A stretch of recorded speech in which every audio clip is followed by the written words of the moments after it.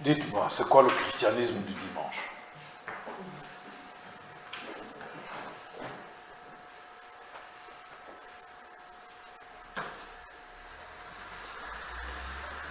Parce que la puissance de la résurrection doit nous faire aller au-delà du christianisme du dimanche. Il faut savoir d'abord ce que c'est.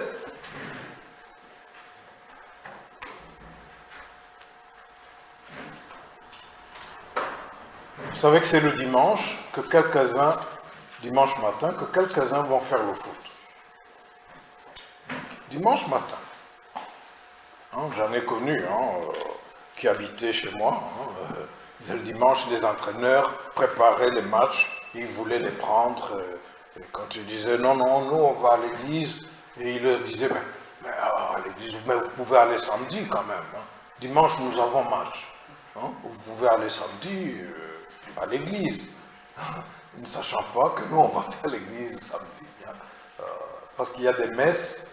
Même samedi, donc l'entraîneur disait mais allez à la messe samedi, comme ça dimanche nous allons pas. Dimanche matin, certains, s'ils ne vont pas faire le foot, ils font du vélo. Les cyclistes du dimanche matin. Vous les connaissez. Ou les athlètes du dimanche matin, le footing. Et nous, on se dit, par habitude, non, nous, on ne va pas faire le foot, on ne va pas faire le vélo dimanche matin, on va à l'église. C'est notre habitude. C'est comme ça chez nous, dimanche matin, papa, maman, ils nous mettent dans la voiture et on va à l'église. Le christianisme du dimanche matin. C'est notre habitude depuis l'enfance. Et nous devons nous rappeler qu'il faut aller à l'église. Parfois, c'est le christianisme des événements. Les enterrements. Quand il y a des enterrements, certaines personnes vont finalement à l'église. J'en ai entendu dire, oui, la dernière fois que j'y ai été, c'était à l'enterrement de ma grand-mère. On se souvient comme ça, on peut y aller à l'occasion d'un événement. Oui, c'était la communion de ma nièce, de mon neveu.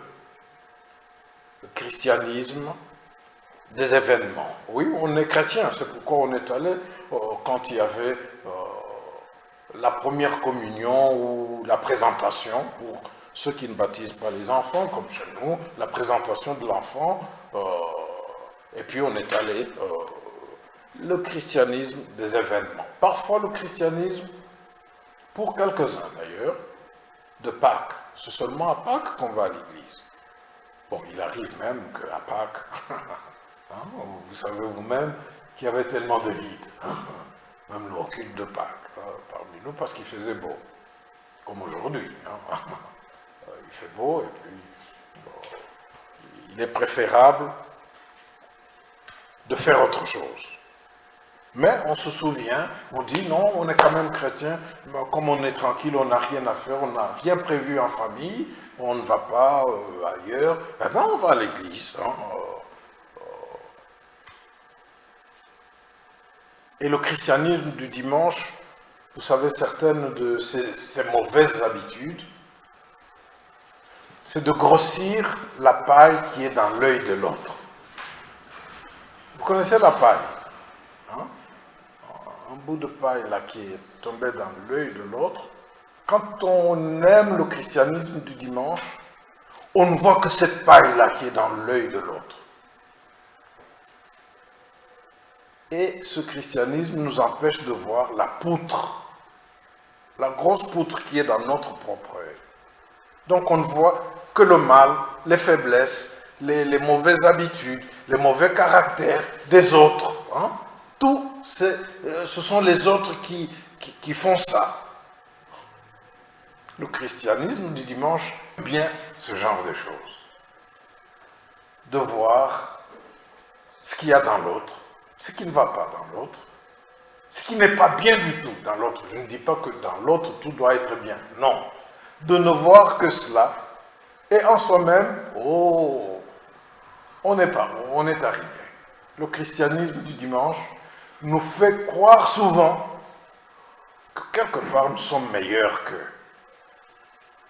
Eux qui font ça, finalement nous on n'est pas aussi mauvais, alors que le christianisme du dimanche n'a rien à faire avec la puissance de la résurrection. Parce que si Christ n'est pas ressuscité, notre foi est vaine. Et la résurrection du Christ, ce n'est pas un dogme. Vous savez, les dogmes, c'est ce que nous croyons, nous retenons, nous répétons pour toute notre vie de chrétien. Jésus-Christ est fils de Dieu, il est né de la Vierge Marie, il est mort, il est ressuscité. Un dogme comme ça, on sait que c'est ça qu'on doit croire. Si quelqu'un d'autre ne croit pas ça, il n'est pas avec nous, il n'est pas chrétien. Le christianisme du dimanche nous encourage dans nos dogmes, on les connaît et on est content. Mais il nous fait passer à côté de la puissance de la résurrection. Parce que notre foi doit être cachée dans la puissance de Dieu qui a ressuscité Jésus d'entre les morts. Et je suis en train de citer Paul. Ce n'est pas moi qui le dis. C'est l'apôtre Paul. Notre foi doit être cachée dans la puissance de Dieu qui a ressuscité Jésus d'entre les morts. Le christianisme du dimanche n'a rien à faire avec la puissance de Dieu qui a ressuscité Jésus d'entre les morts. C'est un christianisme qui arrange bien notre foi, notre croyance, et on est bien avec ce christianisme-là. C'est un christianisme qui anesthésie même notre élan dans l'amour de Dieu. Anesthésié. Il n'y a pas d'infirmière ici. Pour faire l'opération à l'hôpital, vous savez ce qu'on fait? On donne un produit anesthésiant. Si c'est pour une petite opération, on dit anesthésie locale, comme ça on ne sent rien, on n'a pas mal. Ou anesthésie générale pour une grande opération. Le christianisme du dimanche devient un produit anesthésiant qui diminue la douleur, on ne sent rien. Et on est bien. Et ça peut aller même plus loin. Le christianisme dont la foi n'est pas fondée, cachée dans la puissance de la résurrection de Jésus-Christ, devient un christianisme euthanasique. Je dis anesthésiant, maintenant je dis, qu'est-ce qu'on dit, on appelle la euthanasie ici chez nous en Belgique, c'est connu. C'est quoi? On dit mourir dans la dignité, tranquillement. Donc on prend les produits pour guérir. Quand on donne des produits dans le cadre de cette mort en dignité, est-ce que c'est pour guérir? Non, répondez-moi. C'est pour mourir, on meurt tout doucement, on va en paix. D'ailleurs, j'ai entendu plusieurs témoignages, vous avez entendu aussi. Le médecin qui vient, avant d'administrer ce produit, dit « Madame, ça ne sera pas long, vous allez vous reposer en paix, n'est-ce pas? Vous aurez la paix maintenant. » Et puis, on met ce produit et la personne guérit? Non. L'euthanasie, c'est pour qu'on meure, mais qu'on meure comme on a... les médicaments permettent d'entrer dans la mort par tout ce qui se fait dans le système nerveux central, et puis tout ça, tout le corps, et puis on part. Le christianisme du dimanche devient ce produit-là. Ce christianisme qui se contente de ce qui est bien, fait mourir en douce. Mais la puissance de la résurrection de Dieu n'a rien à faire avec ce christianisme, car il s'agit d'abord de la puissance de Dieu. Dieu est tout-puissant, nous l'avons chanté, nous le croyons.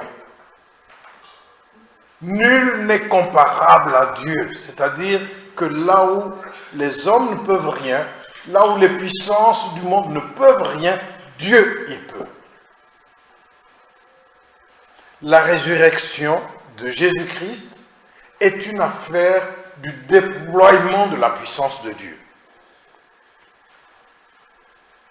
En lui, il y a une puissance qui est au-dessus de toute puissance.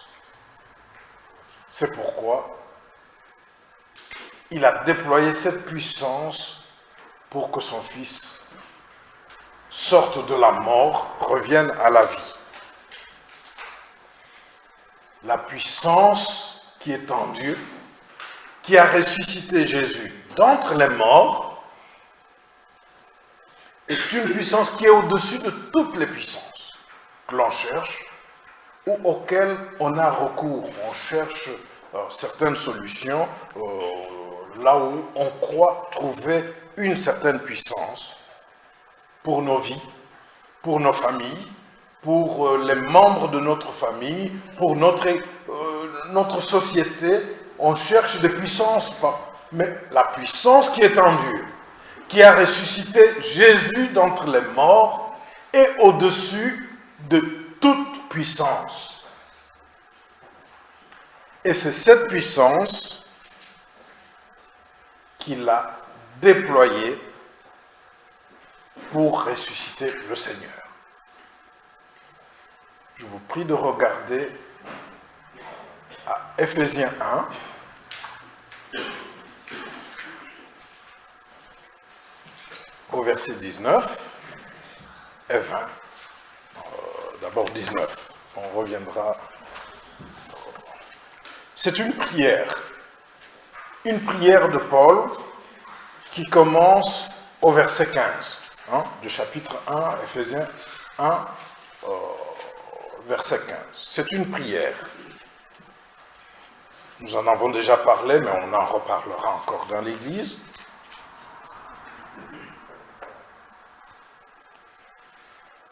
Vous vous souvenez, autrefois, je disais dans notre Église, Dieu veut que nous demandions des grandes choses. Souvenez-vous, pas des plus. Les petites, ce sont celles qui nous paraissent importantes, qui sont sur nos listes. Toutes ces choses que nous voulons avoir. La santé, l'argent, la réussite, toutes ces choses. Mais parmi les grandes choses que Paul demandait pour ces chrétiens dans la prière, c'était que Dieu illumine les yeux de leur cœur afin qu'ils sachent, et il y a une série de choses qui sont là à partir du verset 18. Et au verset 19, que Dieu ouvre les yeux de leur cœur afin qu'ils sachent quelle est envers nous qui croyons l'infinie grandeur de sa puissance, se manifestant avec efficacité par la vertu de sa force. Passons au verset 20. Dieu l'a déployé. Il a déployé cette puissance en Christ en le ressuscitant des morts et en le faisant asseoir à sa droite dans les lieux célestes. Là, c'est un autre point important dont on pourrait parler une autre fois. Mais nous parlons de la résurrection. Parce que c'est Pâques, nous sommes en période de Pâques. Christ est ressuscité et il n'est pas ressuscité comme ça. Il est ressuscité parce que Dieu a déployé sa puissance à lui pour l'arracher de la mort. Il était mort, est réellement mort.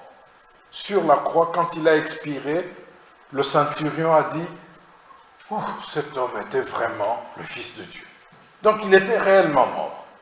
Et c'est parce que les gens, selon leur technique de l'époque, avaient constaté qu'il était mort, on fait le constat du décès. Quand il y a un accident, on vient attester, oui, il est mort. Donc, au lieu de l'amener aux urgences, où est-ce qu'on l'amène? Quand on vient constater, non, il y a eu l'accident, non, le médecin dit il est mort. On l'amène aux urgences? Ah, tu ne vas pas me dire qu'on les amène aux urgences. Ah, on amène où? Vous voyez, hein? Ils ont constaté la mort, ils ne l'ont pas amené au dispensaire. Ils l'ont amené au tombeau. Parce que c'est là que vont les morts. Donc Christ était réellement mort. Mais pour qu'il revienne à la vie, Dieu a déployé sa puissance pour le sortir de ce monde de la mort que nous ne connaissons pas. Hein? Même ceux qui disent qu'ils étaient morts ou presque morts, qui sont revenus, ils ne disent pas tout ce qu'il y a dans la mort. Parce que ceux qui sont réellement morts, ils sont partis, ils attendent la résurrection. Hein? Les uns pour le jugement, les autres pour la vie éternelle. Il était réellement mort, et pour sortir de cet univers particulier de la mort et revenir à la vie, Dieu a déployé sa puissance. C'est ce que nous dit la parole. Il y a un témoignage dans l'un des évangiles à ce sujet. Regardez Matthieu chapitre 28.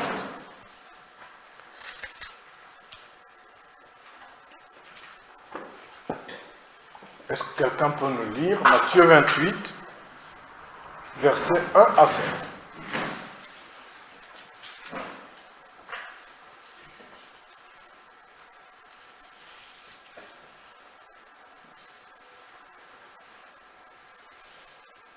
C'est là sur l'écran, quelqu'un qui a de bons yeux peut aussi lire à haute voix pour nous.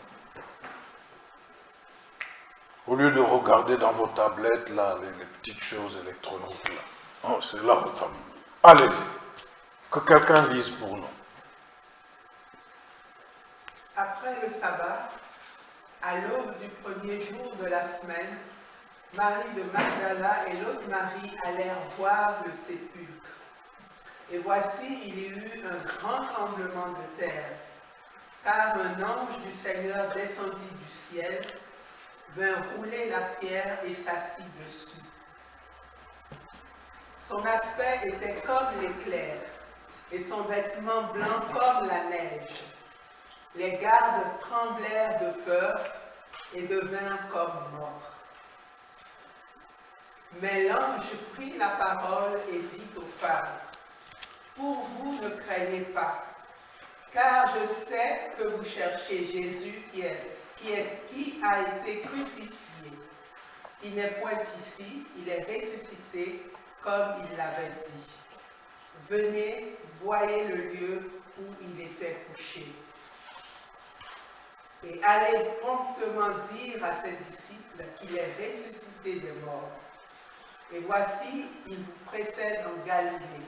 C'est là que vous le verrez. Voici, je vous l'ai dit. »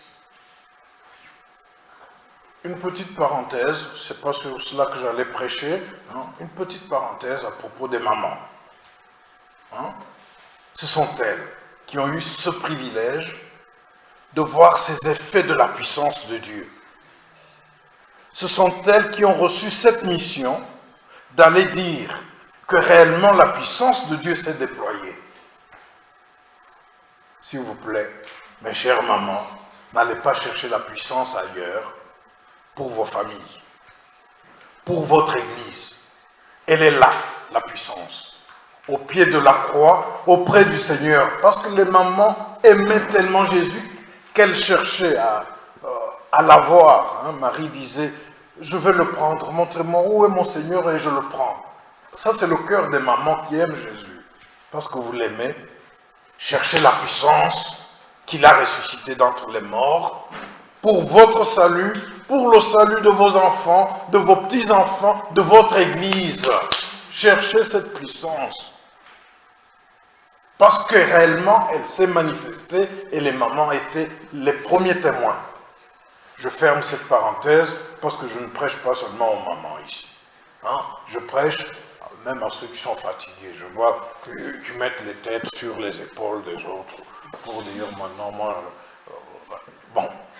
La puissance de Dieu dont je parle ici est pour nous tous. Hein? Pourquoi? Parce que nous devons sortir du christianisme du dimanche. Mais placer notre foi dans la toute-puissance de Dieu, cette puissance qu'il a déployée pour ressusciter Jésus d'entre les morts,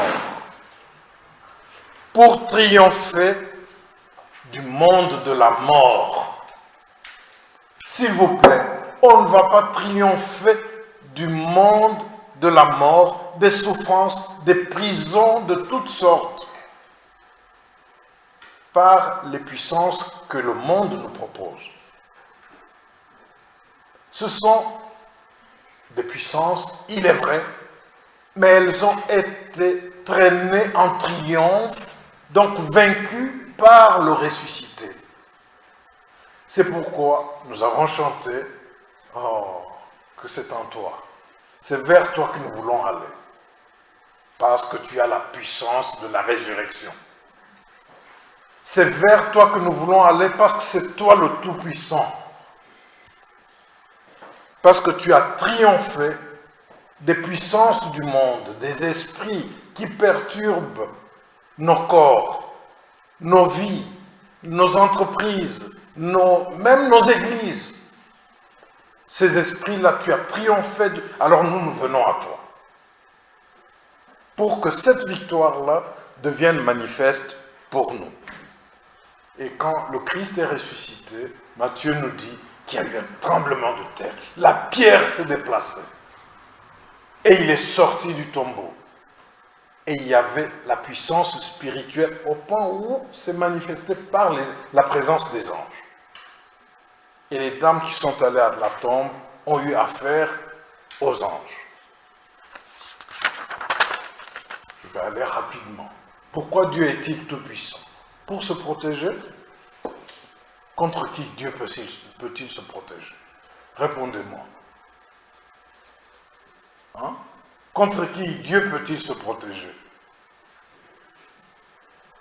Rien du tout. Hein? Et Paul nous dit quelque chose d'important. Dieu est tout-puissant, qu'il ouvre les yeux de nos cœurs afin que nous comprenions. Regardez encore le verset 19 de Ephésiens 1. Qu'il ouvre les yeux de nos cœurs afin que nous voyions quelle est envers nous qui croyons l'infinie grandeur de sa puissance. Donc sa puissance est pour nous. Hein, quelqu'un allait au moins sourire, dire ouf. Hein, j'allais commencer à chercher la puissance, mais j'ai compris que sa toute puissance est pour moi. Hein, quelqu'un peut être content d'une telle nouvelle, au moins, ce matin. Dire il est tout puissant, oui, mais ça ne doit pas rester un dogme où nous disons Dieu est tout puissant. Non, Paul nous dit que cette puissance, hein, l'infinie grandeur de cette puissance, est pour nous, envers nous qui croyons. Alors je vais m'arrêter sur croire. Parce que Paul prie pour ceux qui sont chrétiens. Mais c'est quoi ici être chrétien, ceux qui croient? Regardez au verset 15 de Ephésiens 1, dans cette prière. C'est pourquoi moi, ayant entendu parler de votre foi au Seigneur Jésus-Christ et votre amour pour tous les saints, voilà les deux traits de ceux qui croient. Hein, deux caractéristiques de ceux qui croient. Ils ont la foi en Jésus-Christ, ils ont fait de Jésus-Christ le Seigneur, le maître de leur vie. Ça, c'est un. Ce ne sont pas des chrétiens du dimanche. Ils ont fait de Jésus-Christ leur Seigneur, celui qui domine, qui commande leur vie, et ce qu'il dit, ils s'y soumettent. Eux, ils sont chrétiens. Le deuxième trait, ils ont de l'amour pour les saints. Ils ont de l'amour, ceux pour qui Dieu déploie sa puissance, ils ont la foi en Jésus-Christ, ils ont l'amour pour les autres, pour les saints. Souvenez-vous de ce que Paul dit dans Corinthiens 13. Je peux faire ceci ou cela. Si je n'ai pas l'amour, comme on dit en lingala, wabi, rien. Je ne suis rien. Je peux faire, dire, mais si je n'ai pas l'amour, je ne suis rien. Ceux pour qui se déploie la toute-puissance de Dieu sont les croyants. Et les croyants sont ceux qui ont mis leur foi en Jésus-Christ, qui se soumettent à Jésus-Christ, parce que quand on dit qu'il est Seigneur, il est au-dessus, on se soumet à sa parole, à ce qu'il dit, et en même temps, ils vivent dans l'amour avec les autres. Pourquoi est-ce que nous invoquons la puissance et nous ne la voyons pas? Parce que l'amour n'est pas là.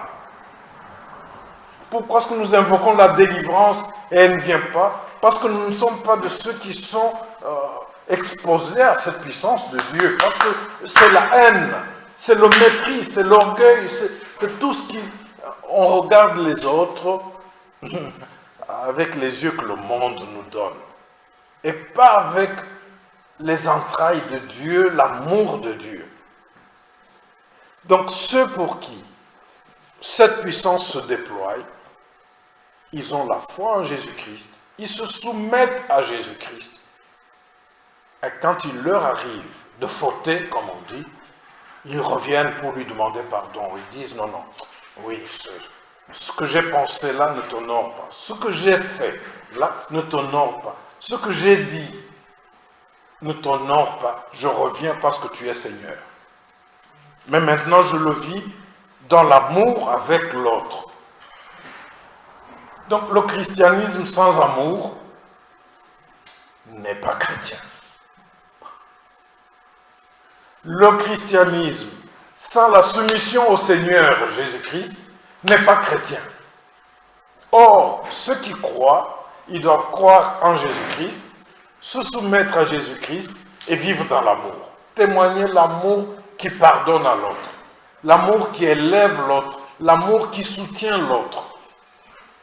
Dieu a envers eux une grandeur infinie de puissance.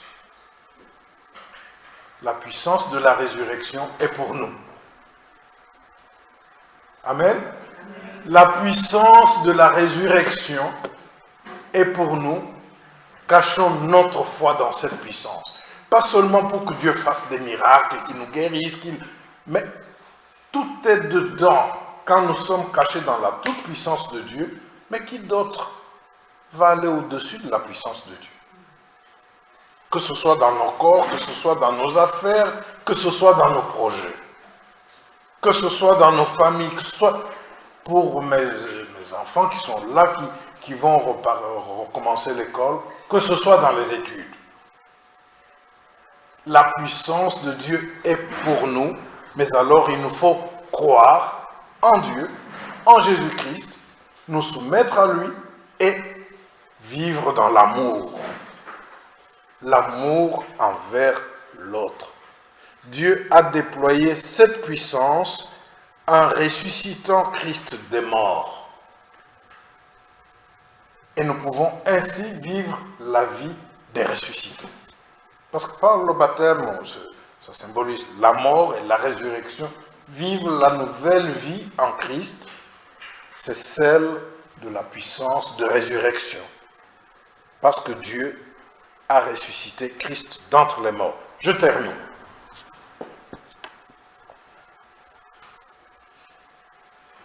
Sachons que le christianisme du dimanche, d'habitude, c'est notre vie,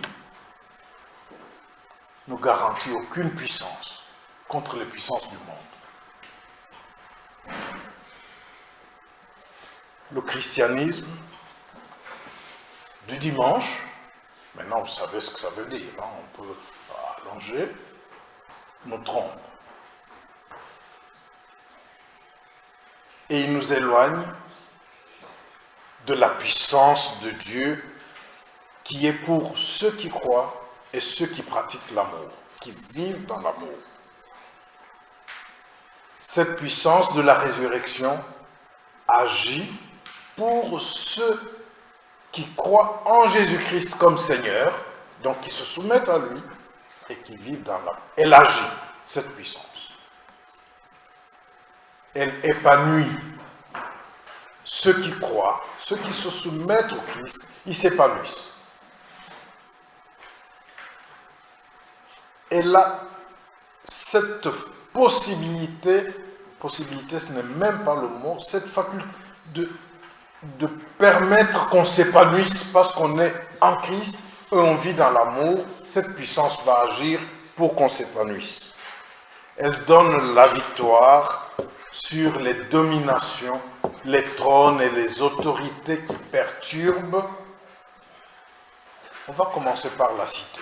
Qui perturbe la cité, notre vie, cette société.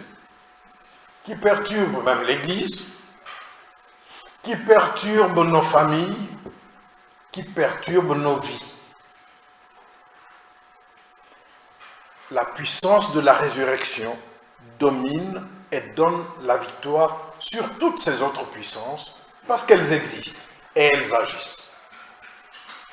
Quand nous ne vivons pas dans la foi et dans l'amour, elles agissent. Elles agissent au point où nous sommes réduits à ce qui n'était pas notre rang, ce qui n'est pas notre destinée, le projet de Dieu pour nous est différent de ce que nous font vivre les puissances du monde. Mais la puissance de la résurrection donne la victoire sur toutes ces autres manifestations des ténèbres. L'apôtre Jean dit, celui qui est en vous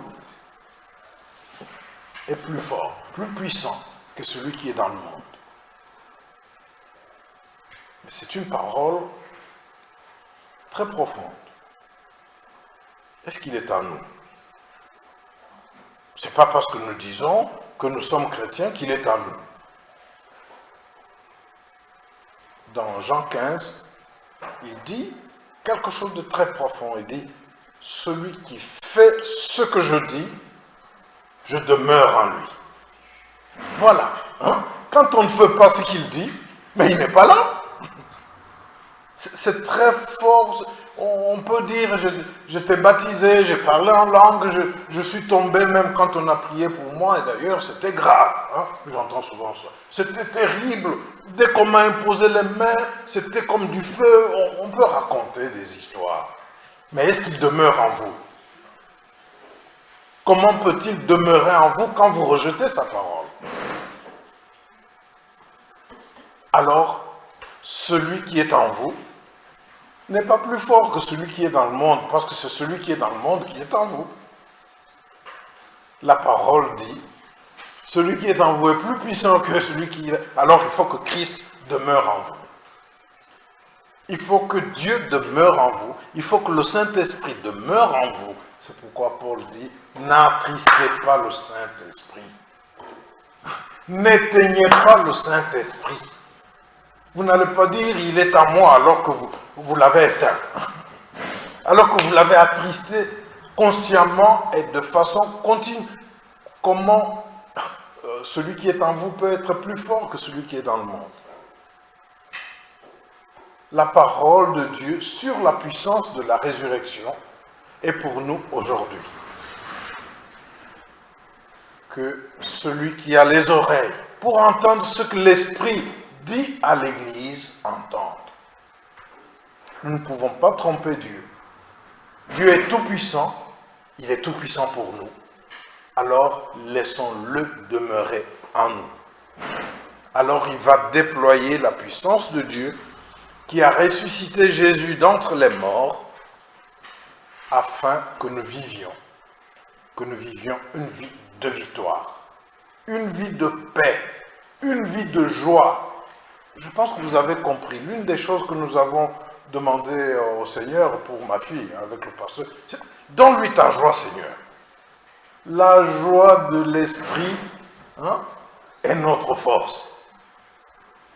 Ta servante passe par toutes ces choses. Donne-lui ta joie parce que tu es là. La puissance de Dieu qui a ressuscité Jésus d'entre les morts donne la paix, donne la joie. donne l'épanouissement, la victoire sur les puissances du monde qui nous perturbent. Ouvrez les yeux, vous verrez qu'elles nous perturbent. Ouvrez-les, s'il vous plaît. Ne les fermez pas. Oh, les protestants prient toujours les yeux fermés. Non, ouvrez-les, les yeux, vous verrez que les puissances du monde nous perturbent. Vous perturbent. Nous perturbent tous, parce que quand l'un est perturbé, nous tous, on est entraînés. Hein? C'est pas l'affaire de... Oui, c'est sa vie privée, c'est sa vie personnelle. Ça, c'est ce que le monde dit. Dans l'église, dans la vie spirituelle, quand la maman est perturbée, c'est toute la famille qui est perturbée. Quand le papa est perturbé, c'est toute la famille. Quand un enfant est perturbé, c'est toute la famille. C'est ainsi. Dans l'église, quand un membre est perturbé par ces puissances-là, nous sommes tous perturbés. Alors, revenons à Dieu, demandons que la puissance de la résurrection se déploie pour nous et vivons dans l'amour pour laisser Dieu agir et nous faire triompher des puissances du monde qui nous troublent. Amen. Amen.